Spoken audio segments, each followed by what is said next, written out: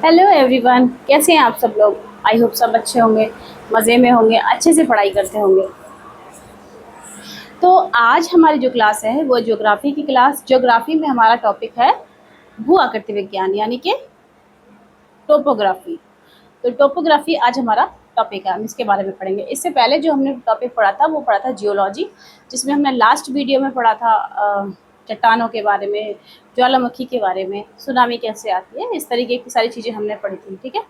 तो चट्टानें हमने आपको बताई थी 3 प्रकार की होती है। कैसी? आग्नेय चट्टानें प्रथम प्रकार की चट्टानें होती हैं, और साथी चट्टानें द्वितीय प्रकार की चट्टानें होती हैं, और रूपांतरित चट्टानें तृतीय प्रकार की चट्टानें होती हैं। इनके बारे में हमने डिटेल वीडियो आपको प्रोवाइड करा है, पीछे की वीडियो सारी देखिए तो आपको अच्छे से समझ में आएगा। तो आज का जो टॉपिक है हमारा वो है टोपोग्राफी। ठीक है। टोपोग्राफी यानी कि भू आकृति विज्ञान।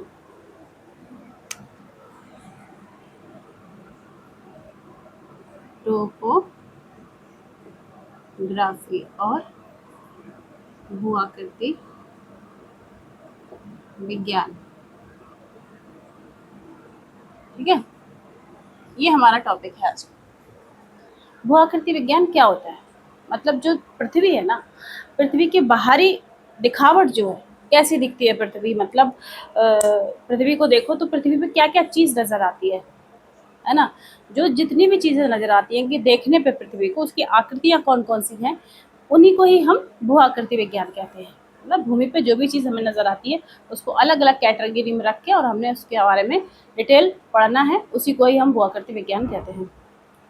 पृथ्वी की आकृति को, ऐसे नहीं कि पृथ्वी गोल है वो वाली आकृति नहीं, पृथ्वी है एक, पृथ्वी मानो एक गोला है और गोले के अंदर क्या क्या चीज़ दिखाई दे रही है उसके बारे में जो पढ़ाई होती है उसको हम कहते हैं टोपोग्राफी।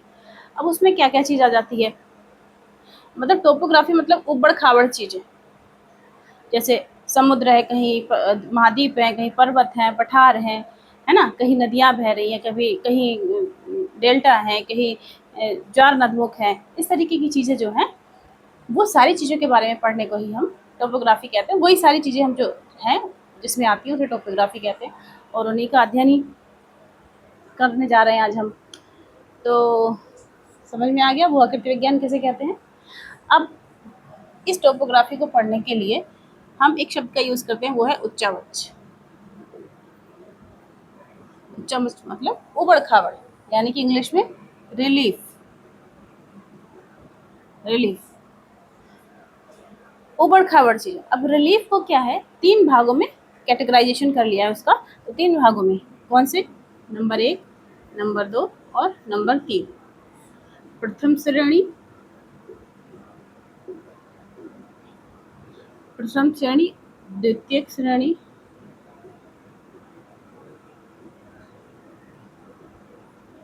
है, और तृतीय श्रेणी। प्रथम में क्या क्या आता है? इसमें आते हैं आपके महाद्वीप और महासागर। पृथ्वी पर सबसे बड़ी चीजें अगर कोई नजर आती है तो महाद्वीप ही तो नजर आते हैं, महासागर ही तो नजर आते हैं ना, समुद्र पूरा ज्यादा से ज्यादा वही नजर आता है। महाद्वीप के ऊपर जैसे पर्वत मिलेंगे, पहाड़ मिलेंगे, जो भी चीजें मिलेंगी वो महाद्वीप के ऊपर मिलेंगी ना, छोटी छोटी जगहों पे। मान लो 6000 स्क्वायर फीट, 7000 स्क्वायर फीट, तो महाद्वीप तो बहुत बड़े बड़े होते हैं। ठीक है, तो सबसे बड़ी चीजें किस में आती है? प्रथम श्रेणी में। सेकंड में क्या आता है? सेकंड में आते हैं आपके पर्वत, पर्वत, पहाड़, मरुस्थल, मैदान, ये सेकंड श्रेणी में आते हैं। अब थर्ड में क्या आता है? थर्ड में आपकी आती हैं, ये वो चीज़ें हैं जो मान लो अपर्दन, अपक्षय और निक्षेपण के द्वारा बनती हैं। जैसे कि इनका कटाव जो काट छाट होती है, टूट फूट होती है, टूट फूट के द्वारा बनाई गई जो आकृति होती है वो थर्ड श्रेणी में आ जाती हैं, है ना। अब टूट फूट किस किस चीज़ से होती है? मान लो पहाड़ है, पर्वत है, उनमें टूट फूट हो रही है तो नदियों के ज़रिए से हो रही है, हवा के ज़रिए से हो रही है, ठीक है, समुद्र के ज़रिए से टूट फूट हो रही है। मतलब पानी किस तरीके से चलता है उस हिसाब से टूट फूट होती रहती है। जहाँ पर मतलब कमज़ोर जगहें हैं वहाँ पर ज़्यादा होगी, और जहाँ थोड़ी मतलब मजबूत जगह है वहाँ कम होगी। तो इस तरीके की जो टूट-फूट से जो आकृतियाँ बनती हैं, उसको ही हम किस श्रेणी में रखते हैं? थर्ड श्रेणी में। और वो आकृतियाँ कौन-कौन सी होती हैं? जैसे घाटी, है ना? डेल्टा, है ना? और डेल्टा हो गया, और ज्वार नदमुख, ज्वार नदमुख, ये सारी चीज़ें क्या होती हैं? ये हर मतलब अपक्षय, अपर्दन और निक्षेपण की वजह से ही बनती हैं। किस-किस वजह से बनते हैं ये? अपक्षय, अपर्दन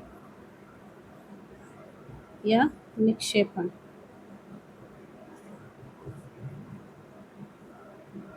ओहो! निक्षेपण। अपक्षय मतलब टूट-फूट, टूटना किसी चीज़ का, है ना? तो पहाड़ों का टूटना-फूटना, और उसके बाद में अपर्दन यानी कि घिसाव होना उनमें, घिसाव नदियों के कारण भी होता है, टूट-फूट नदियों के कारण भी होती है। और दूसरी बात निक्षेपण, किसी तरीके हर तरीके का जमा हो जाना, मतलब, है ना?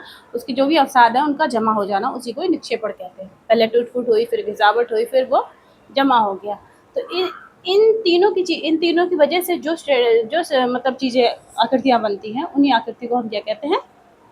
थर्ड श्रेणी की आकृति, उसी में रखते हैं। जैसे कि डेल्टा हो गया, डेल्टा क्या नदियों के द्वारा बनाया जाता है, ज्वार नदमुख भी वो नदियों के द्वारा बनाया जाता है। घाटी भी कैसे बनती है? घाटी भी नदियों के द्वारा ही बनती है। तो घाटी कितने प्रकार की होती है, हम पढ़ लेते हैं। जो घाटी होती है वो 3 प्रकार की होती है। नंबर 1 बी प्रकार की घाटी, मतलब जो हम पढ़ने जा रहे हैं वो 3 प्रकार से ले रहे हैं हम, बी प्रकार की घाटी। दूसरी आपकी हो गई आई प्रकार की, तीसरी हो गई एस प्रकार की, और चौथी आपकी गार्ज हो गई। ये भी घाटी होती है, गार्ज भी घाटी होती है। आई प्रकार की ही को कैनियन कहते हैं हम, कैनियन। आई प्रकार की घाटी को कैनियन कहते हैं। अभी कैसे होती है? जैसे मान लो पहाड़ है, पहाड़ से नदियाँ निकलती हैं, ठीक है?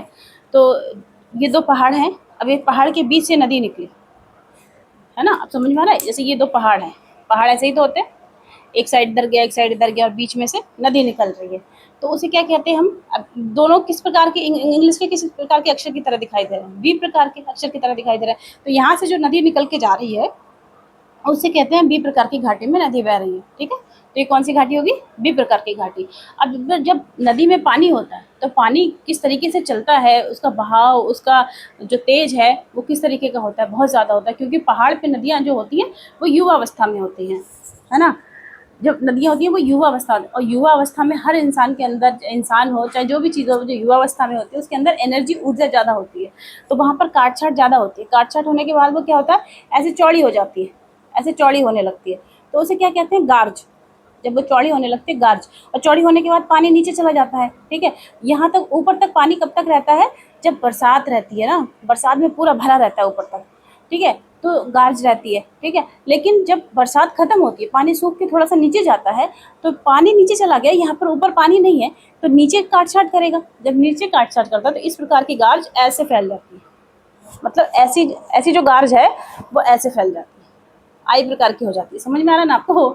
कि पहले यू प्रकार की, फिर नहीं, यू प्रकार की, फिर ऐसे हुई, फिर ऐसे हो गई, मतलब आई प्रकार की घाटी बन गई।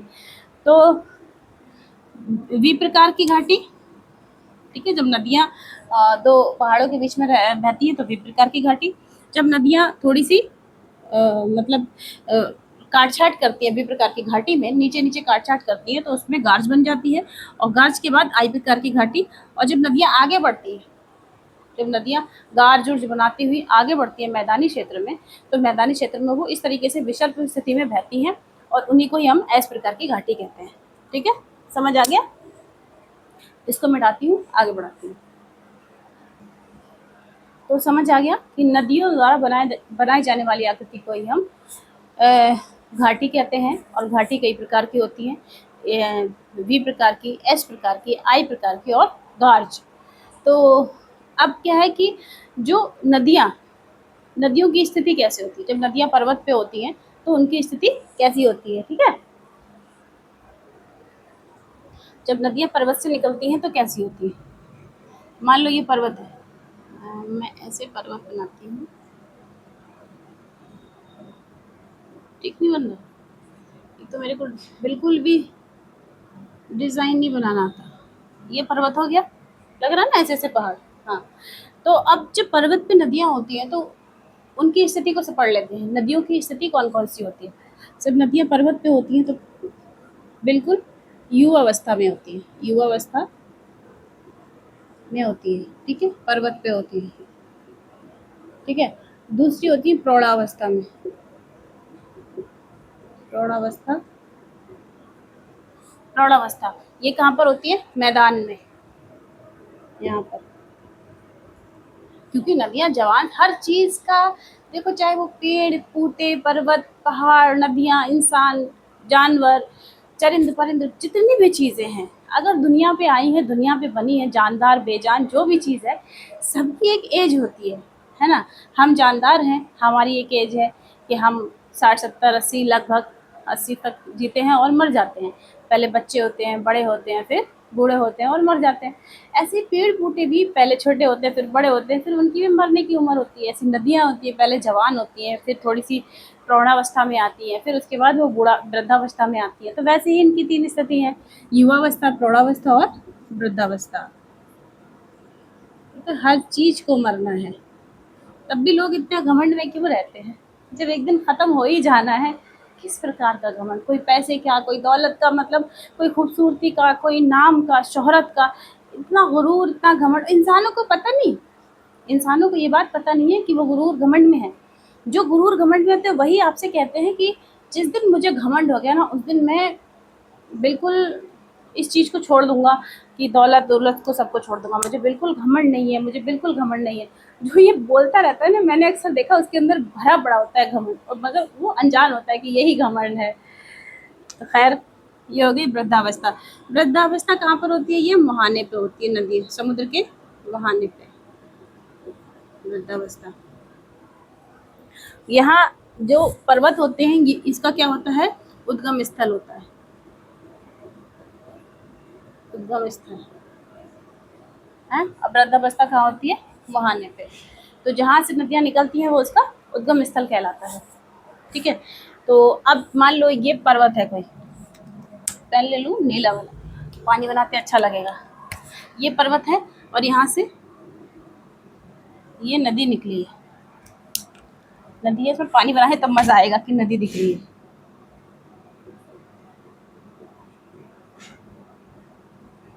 ये नदी निकली है, ठीक है, लग रहा है ऐसे पहाड़ों से नदी गिरती हुई नजर आ रही है, देखो आ रही है ना नजर, पहाड़ों से नदी गिर रही है। बहुत पसीना आ रहा है, पोंछ लो एक मिनट। तो हम पढ़ रहे हैं ये नदियाँ निकली यहाँ से, और नदी निकलने के बाद इस स्थिति में बहती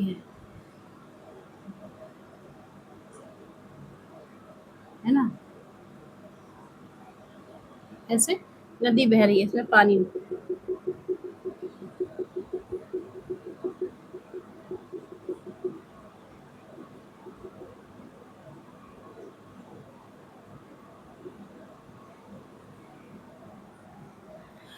ये पहाड़ से नदी निकली, जब निकली यहाँ पर ये छिपरिका टाइप से बना रही है। ये थोड़ी सी ऐसे घूमी, घूमने के बाद ये ढलान, क्योंकि पहाड़ पे सबसे ज्यादा ढलान होता है। नदी की को शक्ति कहाँ से मिलती है, ढलान से मिलती है। और ढलान पे एकदम यंग होती है और एकदम बहुत मतलब तेज के साथ बहती है। तो क्या होता है कि यहाँ पहाड़ से निकली ऐसे गई, और ये जो छोटी छोटी छिपरिका बनाती है इसे कहते हैं छिपरिका। पहाड़ से उतरते ही यहाँ पर क्या होता है कि कैसे गिरते हैं, यहाँ पर बड़े और छोटे पत्थर होते हैं पहाड़ पे। तो जो मजबूत पत्थर होते हैं उनसे वो टकराती नहीं है, उनसे मतलब उनको अपने साथ बहा के ले जाती है। और जो छोटे छोटे कमजोर पत्थर होते हैं उनके साथ अपने बहा के ले जाती है। तो इस तरीके की यहाँ पर छिपरिका टाइप से बन जाती है। पहाड़ से उतरने से पहले यहाँ छिपरिका, क्योंकि वो अपने साथ बहा के पत्थरों को लाती है, तो पत्थर क्या होता है वो नीचे जमा हो जाते हैं, छोटे छोटे पत्थर नीचे जमा हो जाते हैं तो छिपरिका टाइप से बन जाती है, और यहाँ पर नीचे फिर एकदम से ढाल आता है स्लोप, और नीचे गिर जाती है नदी, नीचे नदी गिरती है। तो यहाँ पर ये नदी का ढाल होता है, कौन क्या होता है, ढाल, ढाल। तो ये ढाल ही क्या है, नदी को सबसे ज़्यादा शक्ति प्रदान करता है। ठीक है, सबसे ज़्यादा शक्ति कहाँ से प्रदान होती है नदी को, ढाल से होती है। अब यहाँ पर यहाँ क्या बनते हैं, झरने बनते हैं, झरना, झरना वगैरह जलप्रपात वगैरह कहाँ बनते हैं, जब नदी पहाड़ से नीचे गिरती है, यहाँ पर जलप्रपात बनते हैं, जलप्रपात, है ना।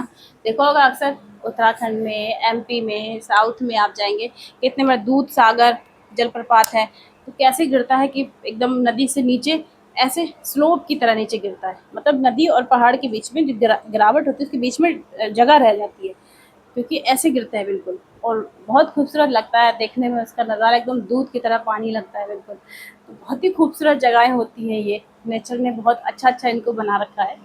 तो प्राकृतिक तरीके से बने हुए झरने, प्राकृतिक तरीके से बने हुए गर्म कुंड, उसमें लोग नहाने जाते, जहाँ झरना गिर रहा है, मान लो यहाँ गिर रहा है झरना, तो यहीं पर ऐसे करके यहीं एक कुंड बन जाता है। ठीक है, ये यहाँ पानी होता है और यहाँ पर लोग नहाने जाते हैं, अक्सर आपने देखा होगा झरने में नहा रहे हैं लोग, तो इसको कहते हैं कुंड। ठीक है, इसको कहते हैं कुंड। यहाँ पर लोग नहाते हैं, फिर नदियाँ यहाँ से भी आगे निकलती हैं, जब यहाँ से, अब यहाँ पानी इकट्ठा थोड़ी रहेगा, कुंड इतना बड़ा थोड़ी होता कि सारा नदी का पानी वो इकट्ठा कर लेगा, उस आगे भी बहाएगा ना पानी को। तो पानी को जब मैदानी क्षेत्र में बहाते हैं तो ऐसे ऐसे इस तरीके से आगे जाती है,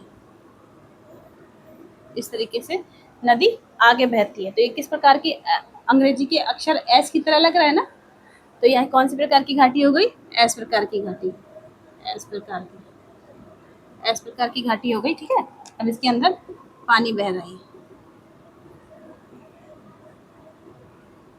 ऐसे पानी बह रहा है।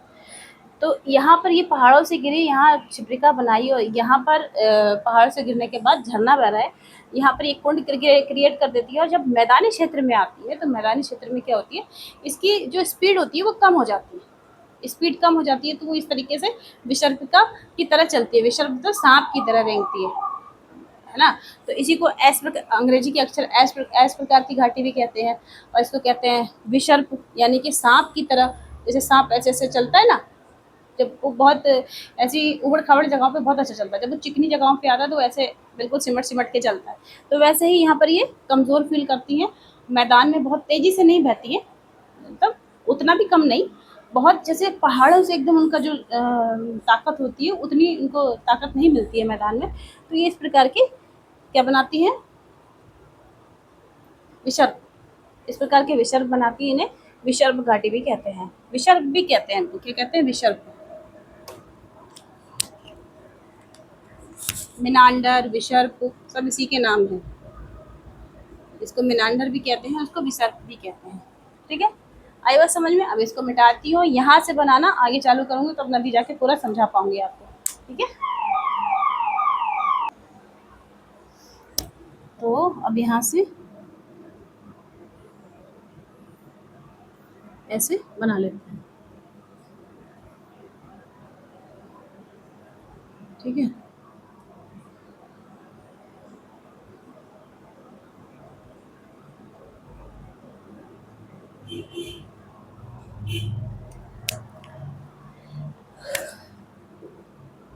पानी भर दिया इसमें, ये नदियाँ नदियाँ नदियाँ,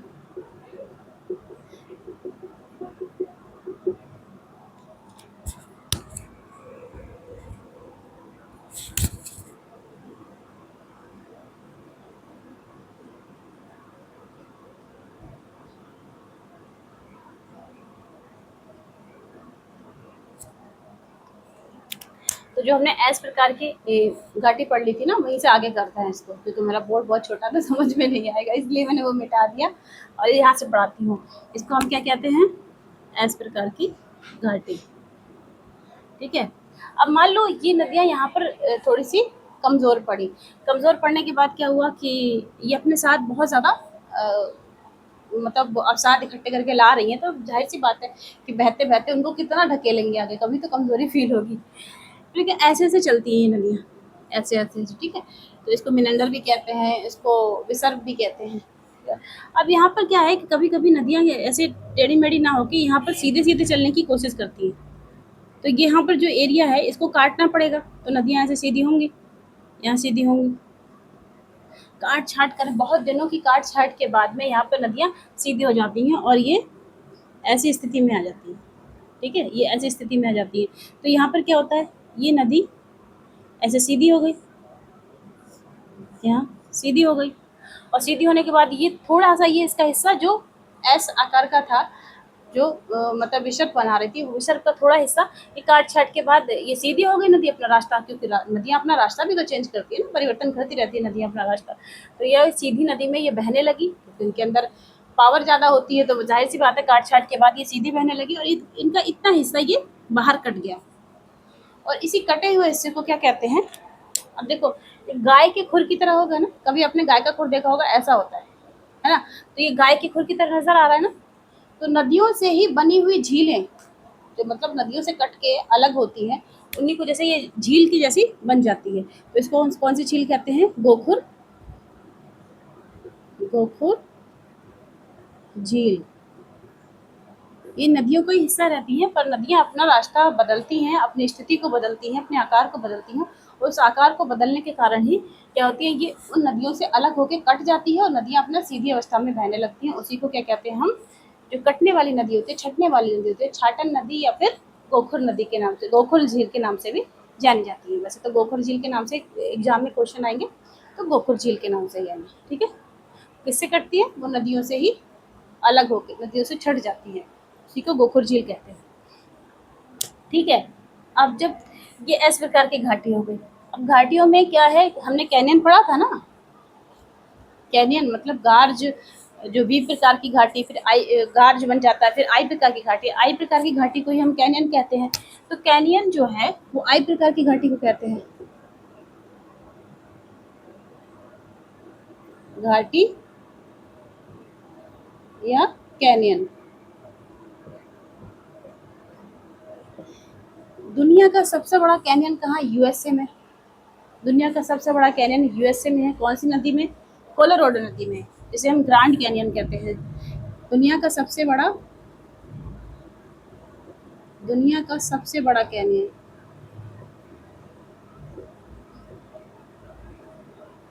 कैनियन कहाँ पर है, यूएसए में, यूएसए की कोलोराडो नदी पे, जिसे हम कहते हैं ग्रांड कैनियन। आगे वो समझ में, जो कैनियन है, दुनिया का सबसे बड़ा कैनियन कहाँ पर है, यूएसए में, यूएसए की कोलोराडो नदी है। और उस कैनियन, जो कोलोराडो नदी में जो कैनियन बनता है, उसी को दुनिया का सबसे बड़ा ग्रांड कैनियन कहा जाता है, ठीक है। तो ये हो गई हमारी गोखुर झील, अब यहाँ समझ में आ गया। अब झील यहाँ आते आते आते आते अपनी वृद्धावस्था में आ जाती है, जब वो समुद्र से मिलने वाली होती है। जब समुद्र से मिलने वाली होती है, तो वृद्धावस्था में आने के बाद में क्या होता है कि उसके पास इतना ज़्यादा अवसाद होते हैं, इतने ज़्यादा अवसाद होते हैं, वो उनको ढकेल नहीं पाती है ना। वो आगे नहीं उसको धक्का दे पाती है, धीरे धीरे धीरे धीरे करके नदी के मुहाने पे जमा कर देती है, ऐसे डिपॉजिट कर देती है, ठीक है। तो ये हो गया मुहाना समुद्र का, समुद्र का बिल्कुल मुहाना है, और नदी का क्या है, एंड है यहाँ पर। तो क्या करती है कि नदी यहाँ पर इकट्ठा करती है, अपना डिपोजिशन करती है, तो ऐसे डिपोजिशन किया और बीच बीच से ऐसे नाले की तरह बहने लगती है। इतनी जान नहीं रहती कि सारे मलबे को या सारे अवसाद को बाहर बहा के ले जाए। तो क्या करती है, यहाँ पर बहुत ऐसे बढ़ जाती है, जिसे हम कहते हैं वितरिका, कई शाखाओं में वितरित हो जाती है नदी यहाँ पर, जैसे ऐसे ऐसे ये नदी बह रही, तो यहाँ से निकल गई, यहाँ से निकल गई, यहाँ से निकल गई, तो ये क्या हो गया, ये कई शाखाओं में वितरित हो गई अपने मुहाने, समुद्र के मुहाने पे जाके, तो इसे कहते हैं वितरिका। अब इतनी जान उसके अंदर नहीं रही कि वो सारे अवसाद को बहा के नदी में ले जाए, समुद्र में ले जाए, तो वो कुछ अवसाद यहाँ पर छोड़ जाती है। तो यहाँ पर छोड़ने के बाद किस प्रकार का, ऐसे देखो यू प्रकार का, ये मैथ के अक्षर डेल्टा की तरह ऐसे नजर आता है ना, बन गया देखो ऐसे ऐसे। तो इसी को हम क्या कहते हैं, समुद्र के मुहाने पे जो नदियां अपने अवसाद को इकट्ठा करती हैं, जमा करती हैं वहां ले जाके, उसी को हम क्या कहते हैं, डेल्टा। डेल्टा, ठीक है। अब दुनिया का सबसे बड़ा डेल्टा कहाँ है, सभी लोग जानते हैं, और जो नए शुरू किए हैं स्टूडेंट उनको भी पता होना चाहिए। दुनिया का सबसे बड़ा डेल्टा है अपने सुंदरवन डेल्टा, पश्चिम बंगाल में, ठीक है।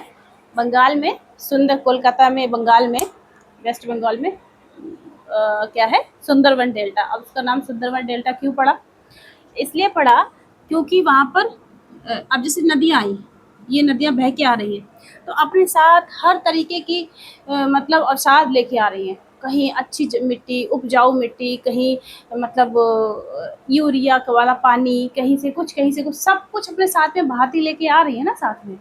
उनको तो अच्छा बुरा सब जो मिल रहा है वो उसको बहा के अपने साथ में लेके आ रही है। तो उपजाऊ भी बहुत होता है, डेल्टा का एरिया जो होता है वो बहुत ज़्यादा फर्टिलाइज होता है, क्योंकि वहाँ पर हर प्रकार के मिनरल्स मिलते हैं मिट्टी के अंदर। तो ये एरिया डेल्टा का जो होता है वो बहुत ज़्यादा उपजाऊ होता है, उपजाऊ होता है। लेकिन इसके साथ साथ क्या होता है कि इसका जो पानी होता है वो समुद्र के पास में आके, और ये अपने साथ में जो लाती है वो थोड़ा सा खारापन हो जाता है पानी में, है ना। पानी के अंदर खारापन होता है, खारेपन की वजह से, अब समुद्र के मुहाने पे है तो वहाँ खारापन तो होगा ही पानी में, तो खारापन की वजह से वहाँ पर कोई वैसे नॉर्मल पेड़ तो उग नहीं पाते हैं, नॉर्मल पेड़ उग नहीं पाते हैं क्योंकि उनको खारी पानी में उगने की आदत है। जो पेड़ उग पाता है उसका नाम है सुंदरी, सुंदरी का पेड़, सुंदरी का पेड़ एक है, सुंदरी का बहुत झाड़दार पेड़ होता है, तो उसी के नाम पे रखा है सुंदरवन डेल्टा। बंगाल में क्या है, सुंदरवन डेल्टा, सुंदरी नाम का एक पेड़ होता है, उसी के नाम पे रख दिया सुंदरवन डेल्टा। तो समझ में आ गया कि जब नदियाँ अपने सारे अवसाद को जो साथ में लेके आती हैं, उस अवसाद को जब समुद्र में मिलने से पहले वहाँ पर डिपॉजिट कर देती हैं, वहाँ पर जमा कर देती हैं, उसी को हम क्या कहते हैं, डेल्टा कहते हैं। और डेल्टा क्या है, मैथ के अक्षर डेल्टा की तरह ही दिखाई देता है, ऐसे त्रिकोण वाला ऐसे यूँ, तो उसी को हम डेल्टा कहते हैं। ये काफ़ी उपजाऊ होता है, यहाँ पर लोग खेती करते हैं अक्सर, बहुत ज़्यादा उपजाऊ होता है। ये भी हमारे लिए बहुत ज़्यादा ज़रूरी होता है ना, इम्पोर्टेंट है, अच्छा है, हमारे लिए फ़ायदेमंद है, डेल्टा हमारे लिए फ़ायदेमंद है। अब यहाँ पर क्या है, मान लो जैसे एग्जाम्पल बताती हूँ, ये नदी है, ठीक है, ये नदी बह रही है, इस तरीके से नदी बह रही है, और यहाँ पर पहाड़ है, यहाँ पर भी पहाड़ है। अब बताओ ये क्या बनाएगी, ये डेल्टा बना पाएगी नदी? जब दो पहाड़ों के बीच वो अपने समुद्र के पास दो पहाड़ हो, समुद्र में गिरने से पहले पहाड़ हो, तो क्या वो डेल्टा बना पाएगी? क्योंकि डेल्टा बनाने के लिए उसको फैलने के लिए जगह चाहिए, है ना, जो अपना जो अवसाद साथ में लेके आई है वो वहाँ पर जमा कर सके, डिपॉजिट कर सके।